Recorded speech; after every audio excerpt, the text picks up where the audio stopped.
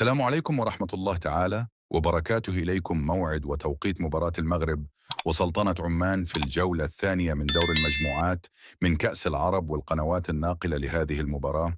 يواجه المنتخب المغربي منتخب سلطنة عمان في الجولة الثانية من دور مجموعات كأس العرب، ويحتل المنتخب المغربي المرتبة الأولى في ترتيب المجموعة الثانية برصيد 3 نقاط، بينما يحتل المنتخب العماني المرتبة الثالثة ب0 نقطة.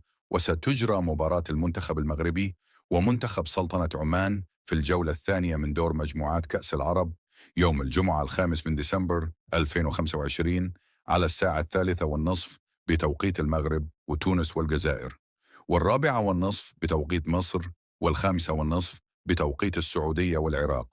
ومن المنتظر أن يتم نقل هذه المباراة على قناة باين سبورت المفتوحة وقناة الكأس المفتوحة وقناة دبي المفتوحة إن شاء الله.